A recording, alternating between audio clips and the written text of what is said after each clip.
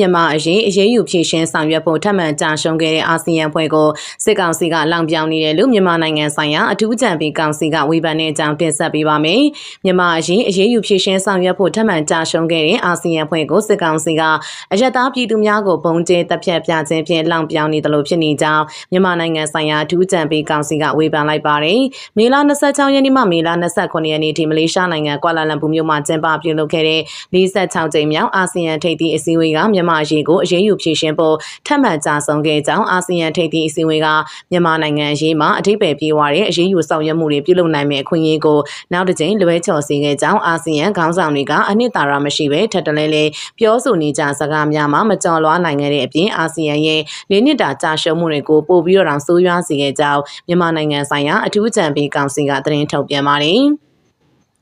အာဆီယံကအသုံးဝင်တဲ့မြန်မာနိုင်ငံဆိုင်ရာဘုံသဘောတူညီချက်၅ချက်ကိုသာဆက်လက်ကင်ဆွဲနေခြင်းကရာစုနှစ်တဝက်အတွင်းအကြီးမားဆုံးသောဒေသဆိုင်ရာအချက်တဲကိုကင်တွယ်ဖြည့်ရှင်းရမှာအရေးတကြီးဆောင်ရွက်မှုလိုအပ်မှုဂတိကဝတ်ထားရှိမှုနဲ့တည်တွင်ဖန်တီးနိုင်စွမ်းတို့အလွန်အမင်းကင်းမဲ့နေကြောင်းပြသနေရလို့ဆိုပါတယ်။မေလ25ရက်နေ့အာဆီယံနိုင်ငံခြားရေးဝန်ကြီးများကွာလာလမ်ပူမှာတွေ့ဆုံဆွေးနွေးနေစဉ်ပဲခူးတိုင်းကြောင်ကြီးမြို့နယ်ရှိမင်္ဂလာဆောင်တစ်ခုကိုမြန်မာစစ်အုပ်စုကလေကြောင်းမှတိုက်ခိုက်ခဲ့ရာတတို့သမီးနဲ့ကလေးငယ်နောက်ပါဝင်အရက်သားပြည်သူအနည်းဆုံး10ဦးသေဆုံးခဲ့ကြောင်းအဆိုပါတိုက်ခိုက်မှုကတပင်းမြို့နယ်ရှိစာတင်ကျောင်းတစ်ချောင်းကိုစစ်အုပ်စုကပုံကျဲတိုက်ခိုက်ခဲ့ပြီးကလေးတငယ်22ဦးနဲ့ဆရာ2ဦးသေဆုံးခဲ့က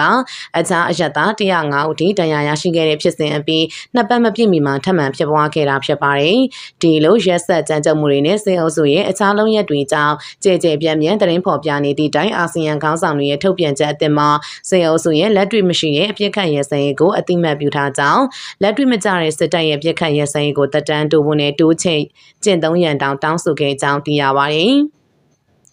အာဆီယံခေါင်းဆောင်တွေကစစ်အုပ်စုရဲ့အရက်သားပြည်သူတွေပေါ်ကြေပြန့်နဲ့စနစ်တကျကျူးလွန်နေတဲ့ရက်ဆက်ကြမ်းကြုတ်မှုတွေကိုတော်လိုင်းအင်အားစုတွေရဲ့ခုခံတော်လိုင်းကြိုးပမ်းမှုတွေနဲ့တဒန်းနဲ့ထားကမှားယွင်းစွာရှုမြင်သုံးသပ်နေစေဖြစ်ကြောင်းဝေဖန်ပါတယ်။ SACM မှာရန်ဟီလီကစေအုပ်စုကောင်ဆောင်မင်းအောင်လှိုင်ရဲ့အရက်သားပြည်သူတွေပေါ်မယမနာပြုလုပ်နေတဲ့တိုက်ခိုက်မှုတွေမှာစေအုပ်စုကအပြစ်ခတ်ရဲစင်ကိုအမှန်တကယ်ကောက်ထဲဖော်ခဲ့တာဒါမှမဟုတ်ဒီလိုပြုလုပ်ဖို့ရည်ရွယ်ချက်တစုံတရာရှိနေတဲ့ဆိုရင်အာဆီယံရဲ့အဆိုတွေကိုယွန်ရှာဖို့ရလောင်ပြောင်နေတယ်လို့ဖြစ်နေရလို့သုံးသပ်ပါတယ်။အာဆီယံဥက္ကဋ္ဌမလေးရှားဝန်ကြီးချုပ်အန်ဝါနီနဲ့အသုံးဝင်တဲ့ပုံသဘောတူညီချက်၅ချက်နေရာကိုအစားထိုးရမှာဖြစ်ပြီး၎င်းတို့လုပ်ငန်းစဉ်အသစ်မှာအမျိုးသားညီညွတ်ရေးအစိုးရ NUG တိုင်းရင်းသားခုခံတော်လှန်ရေးဖွဲ့စည်းများလူနည်းစုကိုစားပြုကိုယ်စားလှယ်များနဲ့မြန်မာအရက်ဖက်လူဖွဲ့စည်းတို့နဲ့တိုင်းရိုက်ထိတွေ့ဆက်ဆံခြင်းကိုလည်းဦးစားပေးရမှာဖြစ်ကြောင်း SACM ကအကြံပြုပါတယ်။အာဆီယံအနေနဲ့စစ်တပ်ရဲ့အကြမ်းဖက်မှုတွေကိုအမှန်တကယ်ရပ်တန့်လိုပါကကုလသမဂ္ဂလုံခြုံရေးကောင်စီကိုဝင်ရောက်ဆွတ်ဖက်ဖို့ချက်ချင်းတောင်းဆိုတဲ့ဒါအပြင်စစ်အုပ်စုကလိုက်နာမှုရှိစေဖို့နိုင်ငံတကာလေ့လာသူတွေနဲ့မြန်မာနိုင်ငံတဝန်းလုံးမှာပြစ်ခတ်ရဲစရေးတရက်ချမှတ်ပေးဖို့လည်းတောင်းဆိုတဲ့လို့ SACM မှထပ်လောင်းပြောကြားထားပါတယ်။စစ်ကောင်စီကမလ28ရက်နေ့ငလင်လောက်ခတ်ပြီးအပြစ်ခတ်ရဲစရေးမကြာခဏကြီးညာထားတော်လေလေကြောင်းတိုက်ခိုက်မှုများစစ်ကြောင်းထိုးခြင်းများဆောင်ရွက်လျက်ရှိရာစကိုင်းငလင်ကြီးလောက်ခတ်ပြီးတဲ့နောက်အကြမ်းဖက်စစ်တပ်ကလေကြောင်းတိုက်ခိုက်မှုပေါင်း905ကြိမ်ပြုလုပ်ခဲ့ကြောင်းအဆိုပါတိုက်ခိုက်မှုတွင်ပြည်သူ436ဦးသေဆုံးခဲ့ကြောင်းမြို့သားညီညွတ်ရေးဆိုရာလူ့အခွင့်အရေးဆိုင်ရာဝန်ကြီးဌာနကသတင်းထုတ်ပြန်ပါတယ်။နောက်ထပ်တစ်ပုဒ်အနေနဲ့အညာတက်တီကိုထပ်ပြတဲ့ကိုမြင့်ဆောင်အညာမြေစစ်စင်ရေးဆိုတဲ့အကြောင်းတင်ဆက်ပေးပါမယ်။မြန်မာနိုင်ငံအလဲပိုင်းမန္တလေးတိုင်းကိုမြင့်ဆောင်အညာမြေစစ်စင်ရေးကြောင်းပြောပြပါဦးမယ်။မန္တလေးတိုင်းမြင်းခြံခရိုင်မှာမေလ15ရက်နေ့ကစတင်ခဲ့တဲ့ကိုမြင့်ဆောင်ညာမြေစစ်စင်ရေးကစစ်တပ်ထိန်းချုပ်တဲ့နေမြေတချို့ကိုတင်ယူထားနိုင်ပြီးတော့စစ်စင်ရေးဟာလကုန်ပိုင်းထိရပ်တန့်ခြင်းမရှိသေးပါဘူး။ကိုမြင့်ဆောင်ညာမြေစစ်စင်ရေးကိုမြင်းခြံခရိုင်လုံးအတိုင်းအတာအနေနဲ့မေလ15ရက်နေ့မှာမြင်းခြံတောင်သားနထိုးကြီးမြို့နယ်တွေမှာတပြိုင်နက်စတင်ခဲ့ပါတယ်။မြင်းခြံမြို့နယ်မှာရှိတဲ့စီမင်းကုံရဲစခန်းကြောင်ပြုတ်ရွာပြူစော်စီစခန်းတောင်ရှိဂိတ်ထိုင်စခန်းမြင်းချံမြို့ပေါ်က18ရက်ကွက်နဲ့ခရိုင်ထွေအုပ်ရုံးနထိုးကြီးမြို့နယ်ကဝက်လူရဲစခန်းမြန်မာတရုတ်တန်းငွေပိုင်လိုင်းဆောင်စခန်းမြို့မရဲစခန်းစီရွာနီကစစ်ကြောင်းစတဲ့နေရာတွေကစစ်တပ်စခန်းတွေစစ်သားတွေကိုမေလ15ရက်နေ့မနက်9:00နာရီမှာဒေသရင်း PDF တွေပကဖတွေကတပြိုင်နက်ထိုးစစ်ဆင်တိုက်ခိုက်ခဲ့ကြတာပါ။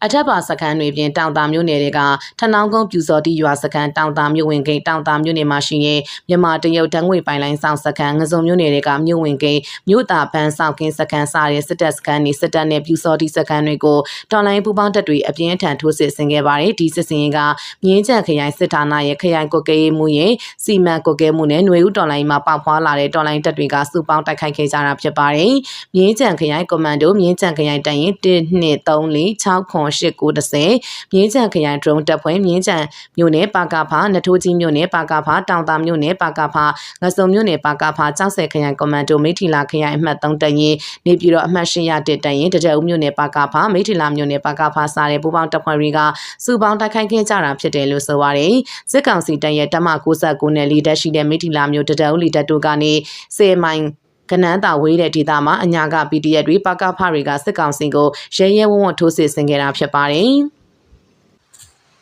နထိုးကြီးမြို့နယ်ထဲမှာဆိုမြန်မာတရုတ်ဓာတ်ငွေပိုင်လိုင်းအဆောင်တက်နဲ့ဝက်လူကြီးရွာနေမြေရဲစခန်းတို့ကိုတော်လိုင်းတပ်တွေတပြိုင်တည်းတိုက်ခိုက်ခဲ့ကြတာပါဓာတ်ငွေပိုင်လိုင်းအဆောင်တက်စခန်းကိုတော်လိုင်းတပ်တွေတိုက်ခိုက်ပြီးတဲ့နောက်စစ်ကောင်စီကလီချောင်းကနေအကြိမ်100ကျော်ပုံကျဲတိုက်ခိုက်ကုကန်ခဲ့ပါတယ်စစ်ကောင်စီနေမြေရဲစခန်းတစ်ခုဖြစ်တဲ့ဝက်လူရွာရဲစခန်းကိုမြင်းကြံခရိုင်တရင်4မှ30ပါဝင်တော်လိုင်းပူပေါင်းတပ်တွေတိုက်ခိုက်ခဲ့ပါတယ်ဝက်လူရဲစခန်းကိုမေလ15ရက်နဲ့16ရက်နေ့ရက်စတိုက်တိုက်ပွဲပြင်းထန်ခဲ့ပါတယ်